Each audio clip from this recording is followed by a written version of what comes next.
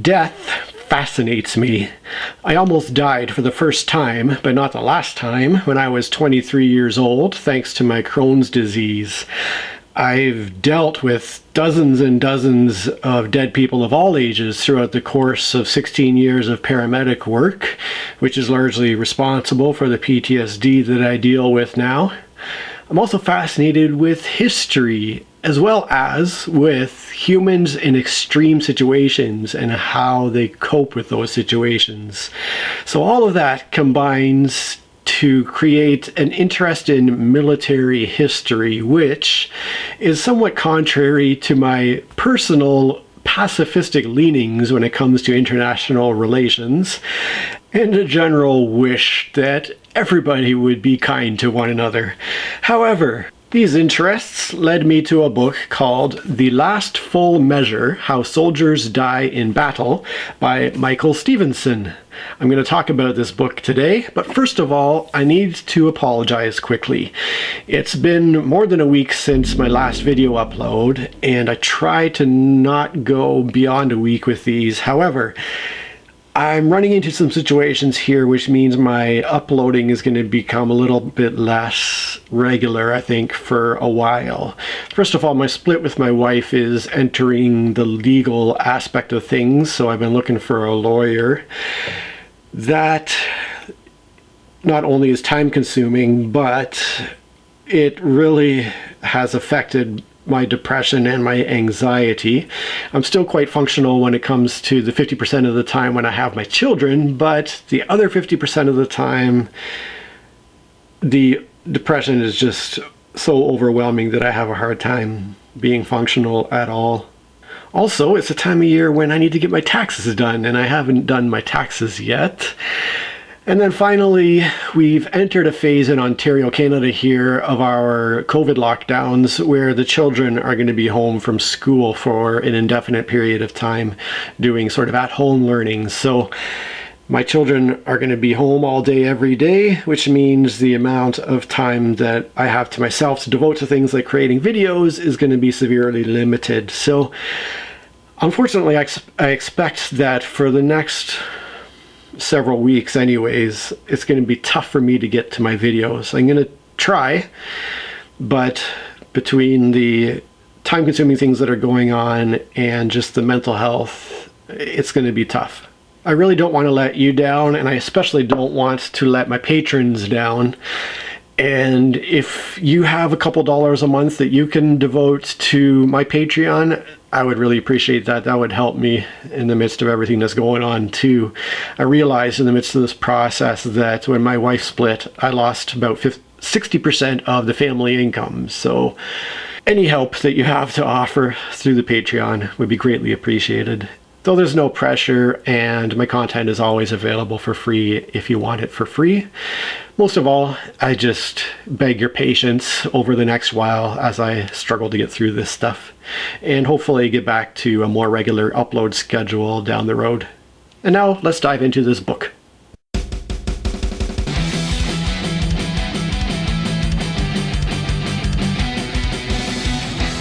I very nearly quit reading The Last Full Measure on about page 2 because of the style of writing that was employed by the author here. This sounds a little paradoxical, but I would describe the prose as being a kind of flowery academic prose. And I'm going to show you what I mean by that. So starting right from the very beginning of the book, the first couple of sentences here read as follows.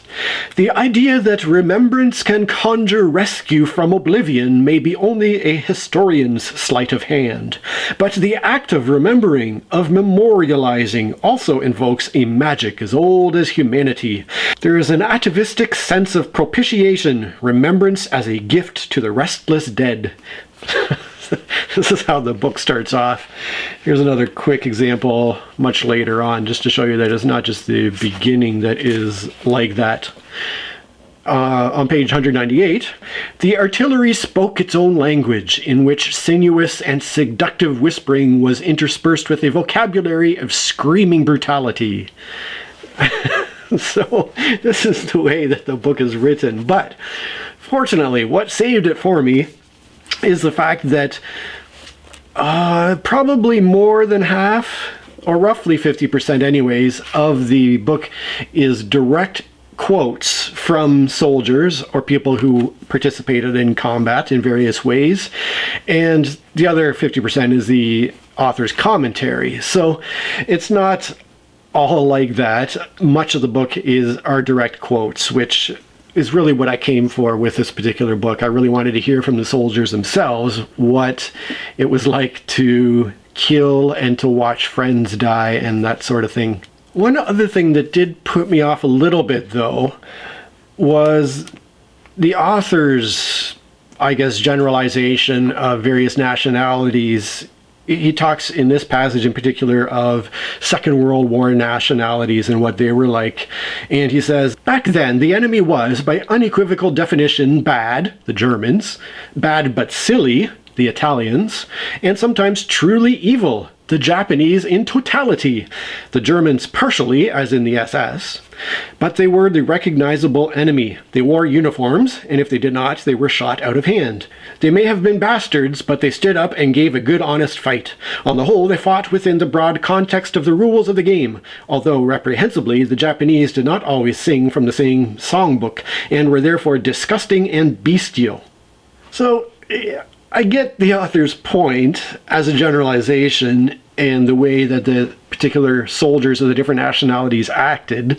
Certainly the Japanese soldiers were responsible for some terrible atrocities, but to refer to the Japanese in totality as bestial kind of takes it a bit of a step too far for me.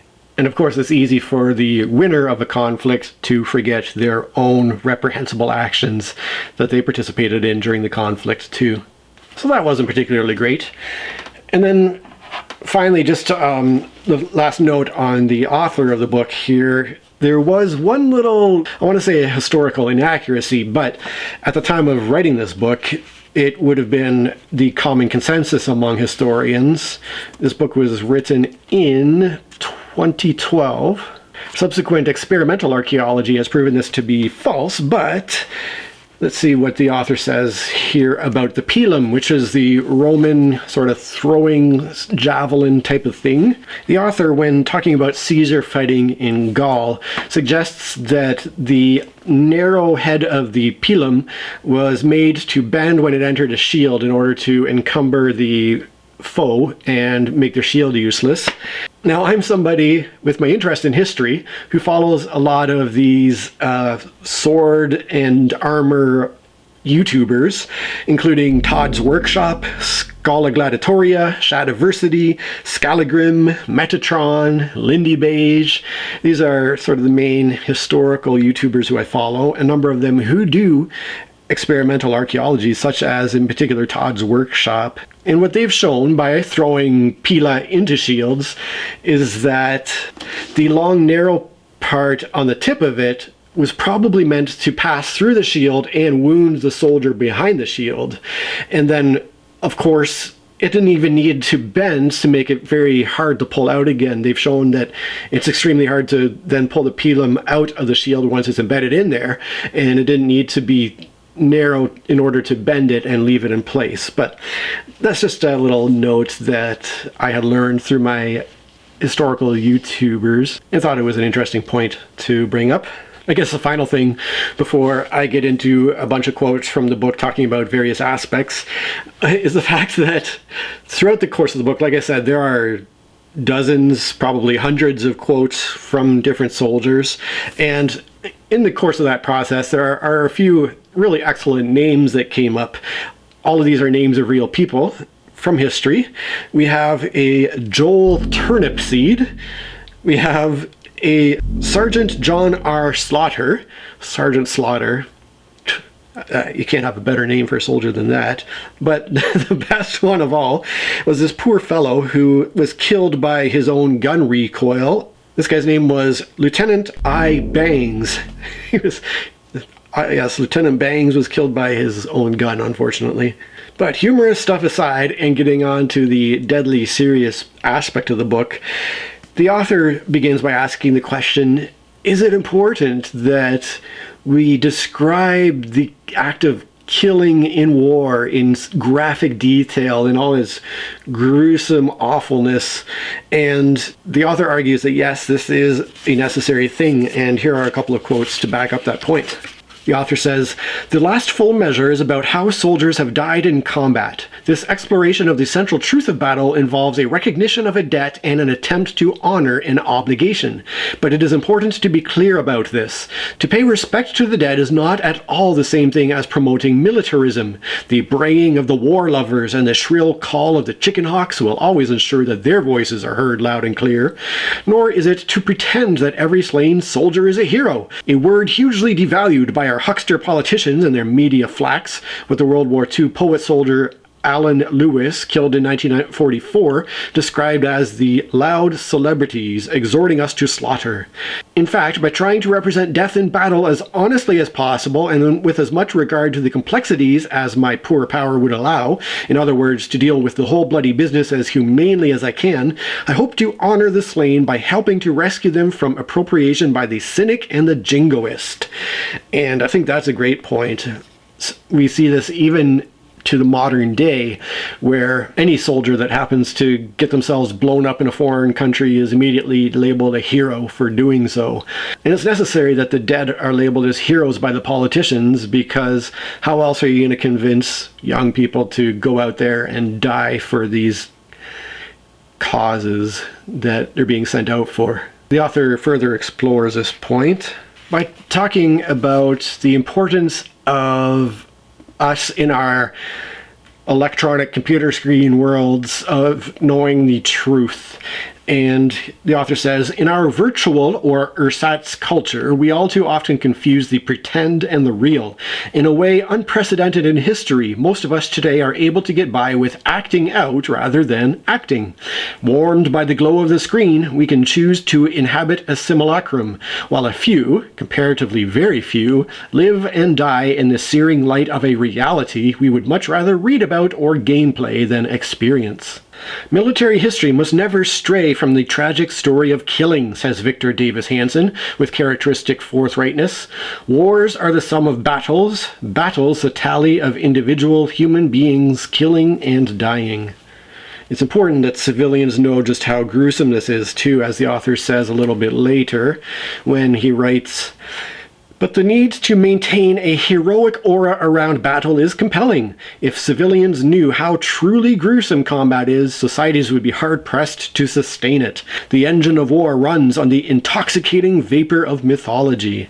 So for civilians, the more they understand the truth and the reality behind warfare, the less likely they are to get behind the politicians who want to start wars.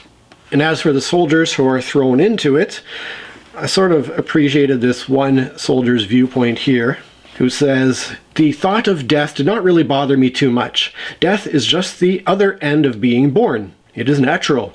We come into the world out of a dark, unknowing void, and we return to it. What really bothered me was the thought of having my arms and legs torn from my body, of lying there with my blood spurting out on a shell-ravaged field, of seeing the jagged ends of splintered bone protruding from the torn, ragged stumps of flesh where my limbs used to be, of smelling burnt powder and raw iron mixed with fresh human blood.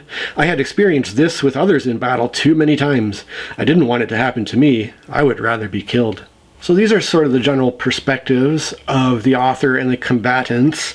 And now I just want to go through a bunch of random quotes about very different things that aren't necessarily tied together in any thematic sense, but I just found them interesting as I was reading the book. And we'll go through in chronological order here. The book itself is written in chronological order of history. It starts with ancient times, and then it goes through First World War, Second World War, Vietnam, modern times, and so up to the present day. So we'll go back to the early days of gunpowder here, and it talks about how urine was an important component of saltpeter that was used to make gunpowder, but in particular, having alcohol in urine was especially good for making this saltpeter for some reason. And the author says, saltpeter farms were established in Europe, and by the 1420s it was half the price it had been only 50 years earlier. England was an important centre because the English were renowned as redoubtable boozers, a reputation they seem to have enthusiastically sustained over the centuries, and therefore famously productive in the elimination of highly ammoniac urine. Bert S. Hall puts it in scientific language. Urine from wine and beers is based on the fact that ammonia levels in the urine increase dramatically as the body metabolizes alcohol. A heavy drinker's urine contributes more vitally needed NH4 to the heap than does an abstemious person. So there you go. Way to go, English. Contributing to the saltpeter production. Here, later on, is I'm always interested in language and word origins, and here we have the origin of the phrase flash in a pan. The earliest firearms of the 14th and 15th centuries required a lighted wick, a match, to make direct contact with the powder in the pan, which would flash and ignite the main powder charge in the barrel. Sometimes the powder would flash without igniting the main charge, hence the phrase, a flash in the pan, for something showy but ultimately useless. Interesting little fact. Jumping forward now to the Napoleonic Wars, we have an anecdote of an officer here who was trying to get his men not to shoot off their ammunition too early, but to wait till the enemy were close at hand. This officer was an artillery captain named Mercer, and he himself describes what he had to do. He says, "It was not without a little difficulty that I succeeded in restraining the people, his gunners, from firing, for they grew impatient. Seeing some exertion beyond words necessary for this purpose, I leapt my horse up the little bank and began a promenade, by no means agreeable, up and down our front, without even drawing my sword, though these fellows, the French, were within speaking distance of me. This quieted my men, but the tall blue gentleman, seeing me thus dare them, immediately made a target of me, and commenced a very deliberate practice, to show us what very bad shots they were, and verify the old artillery proverb, the nearer the target, the safer you are. One fellow certainly made me flinch, but it was amiss, so I shook my finger at him. The rogue grinned as he reloaded, and again took aim. I certainly felt rather foolish at that moment, but was ashamed after such bravado to let him see it, and therefore continued my promenade. As if to prolong my torment, he was a terrible time about it. Whenever I turned, the muzzle of his infernal carbine still followed me. At length, bang it went, and whiz came the ball close to the back of my neck, and at the same instant down dropped the leading driver of one of my guns, Miller, into whose forehead the cursed missile had penetrated." So he's just trotting around on his horse while this guy is taking real careful aim at him and still managing to miss him. Moving up now to the wars against the indigenous folks in North America, we have a U.S. soldier describing his frustration thusly. An exasperated U.S. soldier of the Indian Wars put it this way: "I don't care who does the fighting. I don't want any more of it. The boys out here have all come to the conclusion that fighting Indians is not what it is cracked up to be, especially when it is fighting on the open prairie against 5 to 1. We always have to fight at such a disadvantage. We always have to shoot at them running. They won't stand and let a fellow shoot at them like a white man." So he's complaining that the indigenous warriors are always moving about instead of just standing in a line and shooting at them like the other white people would normally be doing. Here's an interesting bit of technology that I didn't know existed in modern times, let alone back in the First World War. There was some kind of a sounding device to locate where exactly enemy artillery were positioned.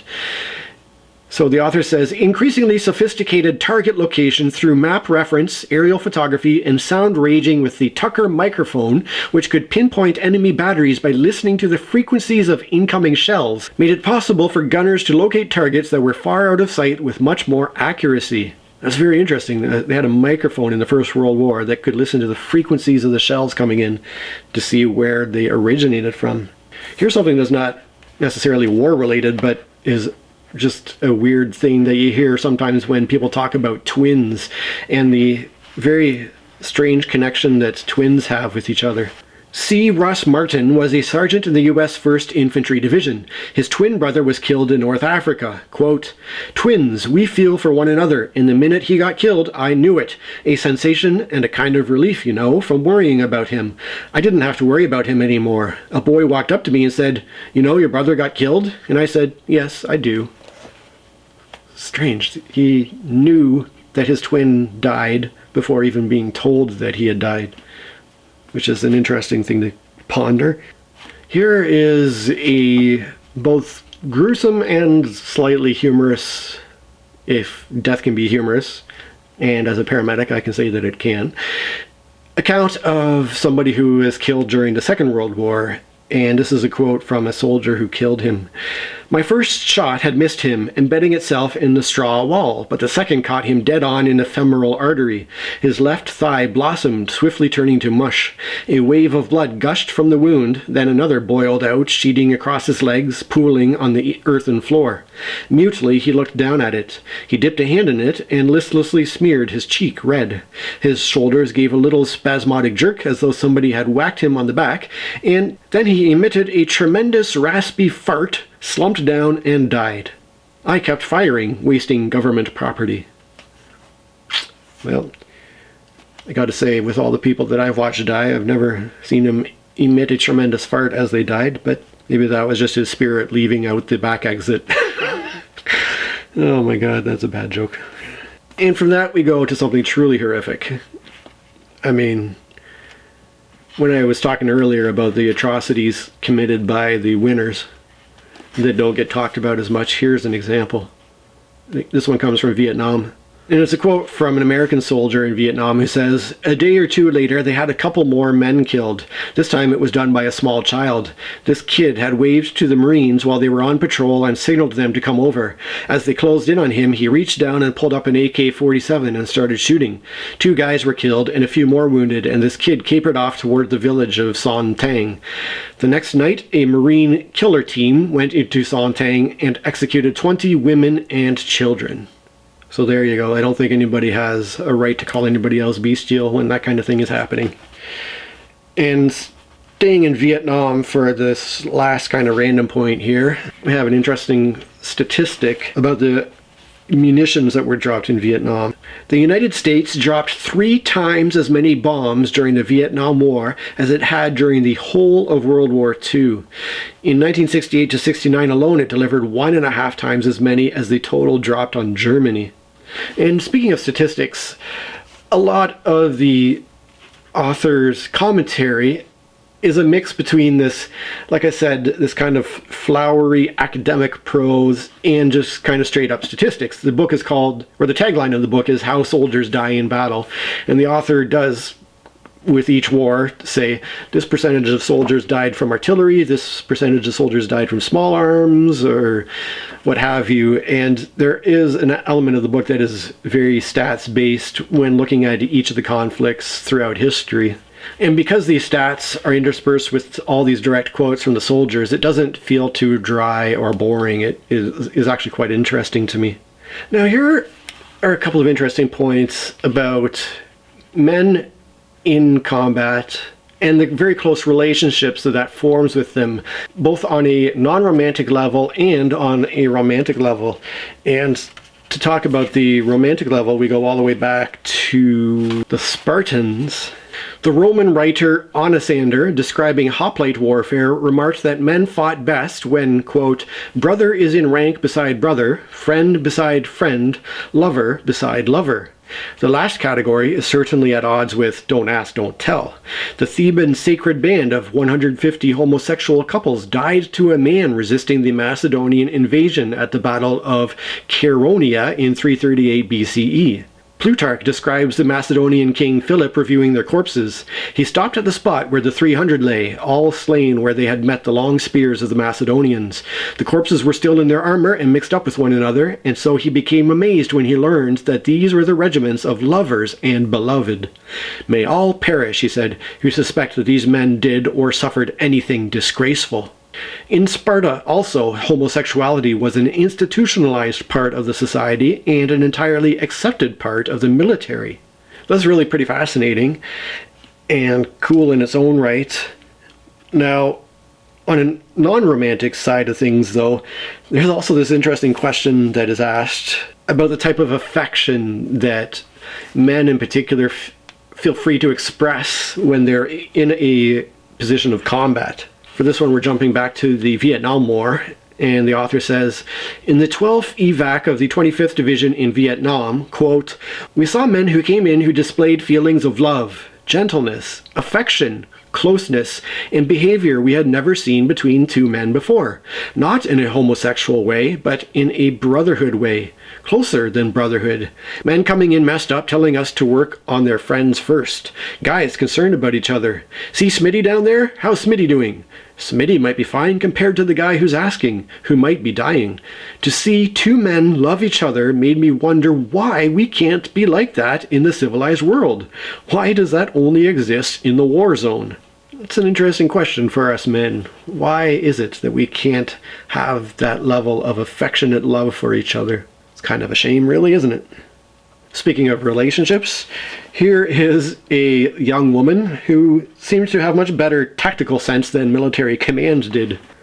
Another Vietnamese soldier is being quoted here, and he says, we did a lot of road security. We'd go out looking for signs of the enemy and bust the road, which is, in effect, a stupid minesweeper technique of driving down the road and seeing if you can run over a mine and blow something up.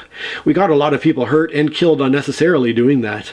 I remember writing my girlfriend and telling her about that, and she wrote me back, if you know the roads are mined, why don't you stay off the roads? It was brutal logic, but initially too overpowering for our colonel. One day, one of our tracks, or armored personnel carriers, was demolished by a huge mine. 8 of our people were blown to bits. Shreds of their tissue hung from the trees and birds came to feed on it. After that happened, we stayed off the roads. So, I'm sure that a lot of you, like myself, who've had supervisors and bosses, know how much sense can come out of them at times.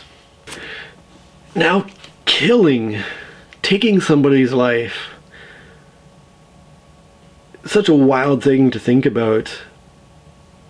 It feels such an inhuman thing to do, and yet the responses of these largely young men who are put in a situation where they had to kill other people, their responses were really quite varied.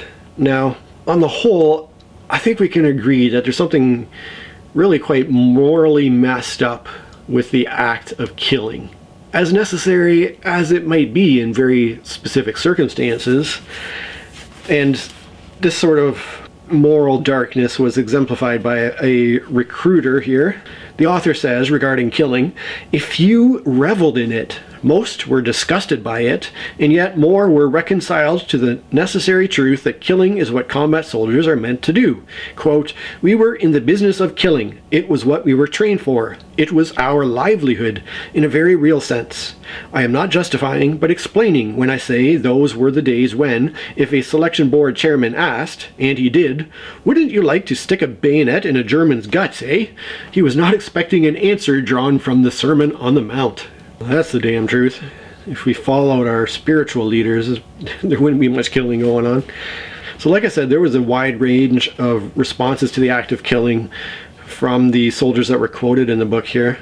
Here's a quote from an Allied soldier during the Second World War. He says, "I saw a German soldier rise from behind the protective shoulder of the ridge and start to run to the rear, sprinting across the open field towards the hills. Perhaps he was a runner, a messenger. I cannot remember that he carried a weapon.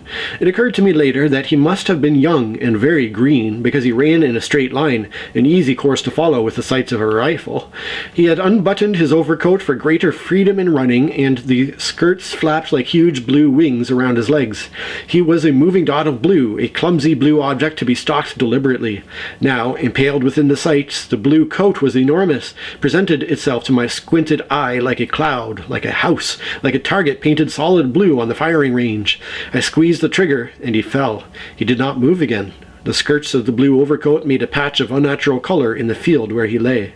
For a moment I was triumphant, and my eyes lingered on my prize, confirming it. There he was! He was there, still lying there, and it wasn't a game any longer.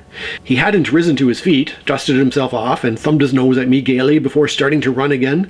He lay there, quiet now, and he hadn't moved. And I laid my rifle on the floor of the attic, carefully because of the plaster dust, and put my head in my hands. I wanted to be sick, but there wasn't time to be sick. And I thought, Poor bastard. He was hungry and cold too, scared and homesick and missing his people and tired of war. And I was sick and ashamed because I never hated him, never him specifically, and I never wanted to kill him. And it was an ugly and an evil thing. Then I picked up my rifle and went back to my job. Certainly you see that the soldiers who have the hardest time with killing people are those that humanize the enemy, that see themselves in their foes that are across the battlefield from them. And those who have an easiest job of it are those that can dehumanize. And the author goes into specifics. I'm not going to get into it here necessarily, but he talks about how it was harder for people in the Western European theater to pull the trigger and to deal with killing than it was for those who were fighting the Japanese, who could more easily dehumanize their enemy. Here's another quote on the subject. This time we have a German soldier in the First World War who's being quoted, and this German soldier says, "My knees were shaking and they asked me, 'What's the matter with you?' I remembered then that we had been told that a good soldier kills without thinking of his adversary as a human being. The very moment he sees him as a fellow man, he's no longer a good soldier. My comrades were absolutely undisturbed by what had happened. One of them boasted that he had killed a poilu with the butt of his rifle. Another one had strangled a French captain. A third had hit somebody over the head with his spade. They were ordinary men like me. One was a tram conductor, another a commercial traveler. Two were students. The rest, farm workers, ordinary people who never would have thought to harm anybody." Such a unthinkable situation that war turns normal everyday people into killers just like that. And it's such a cautionary message for the rhetoric we hear in our politics, in our social media feeds, and once that turns to violence, how easy it can become deadly and how easy we can forget our humanity and the humanity of the people who think differently from us. You know, on the other extreme end of the spectrum, we have some soldiers who outright reveled in killing. This quote is from a helicopter gunner in Vietnam who says, "It turned into a turkey shoot. They were defenseless. I was in there with the best of them, blowing people off the boats, out of the paddies, down from the trees, for Christ's sake. Bloodlust. I can't think of a better way to describe it.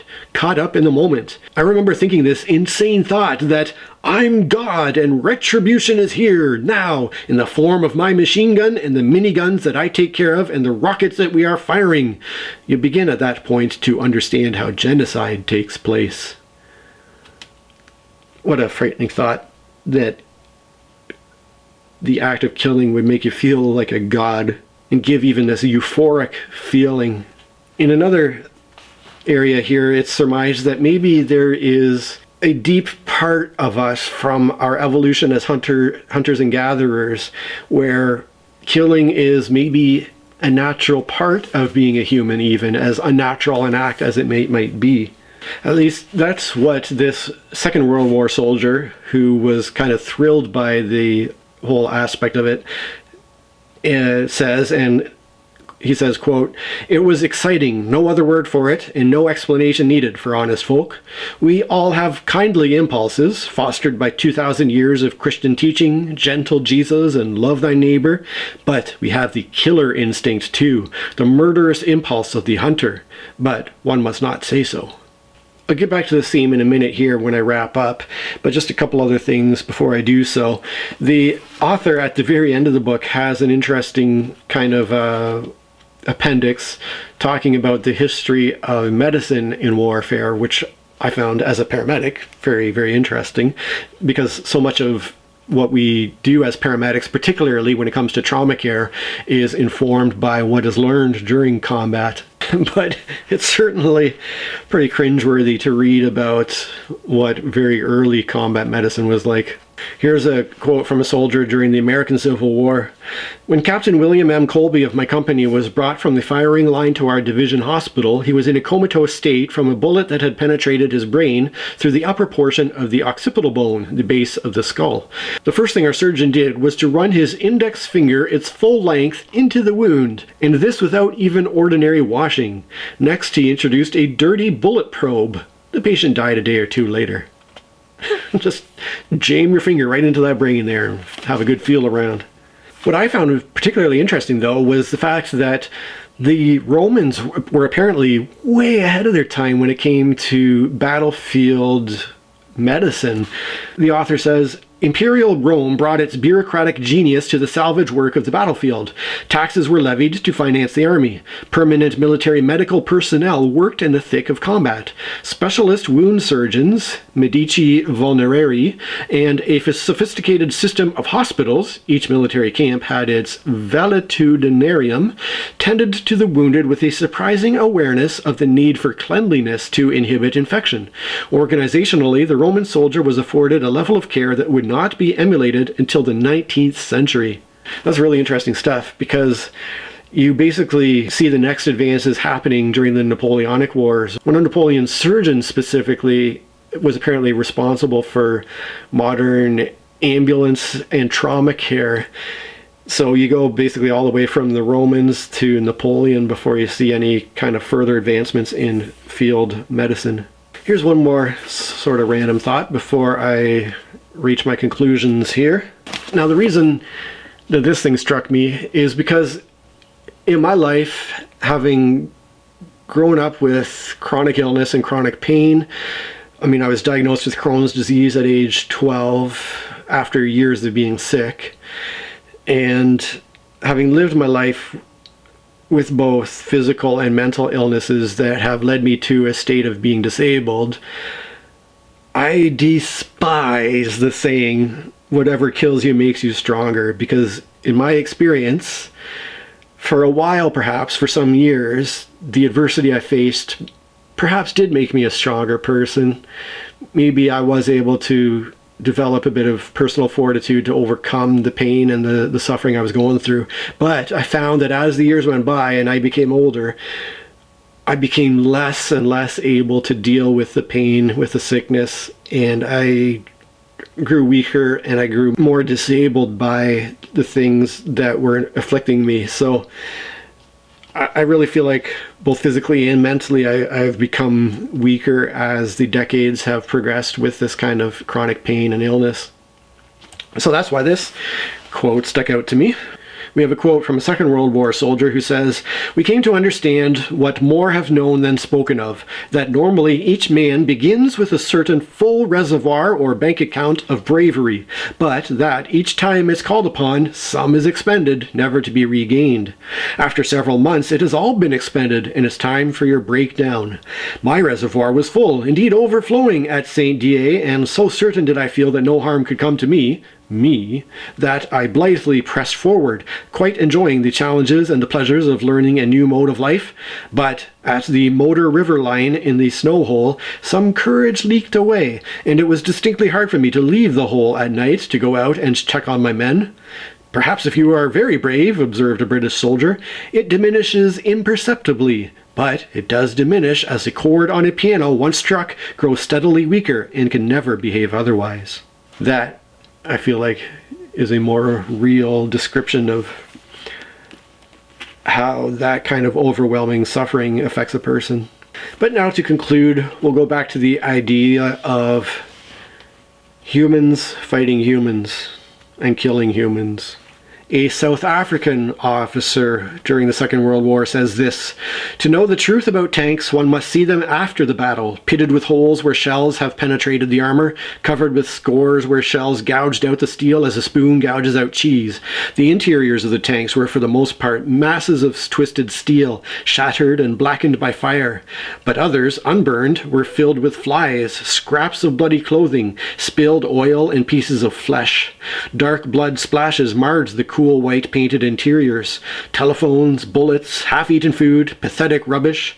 I read a fragment of a letter I picked up. It was from a girl to the now meaningless thing which lay in the wreckage.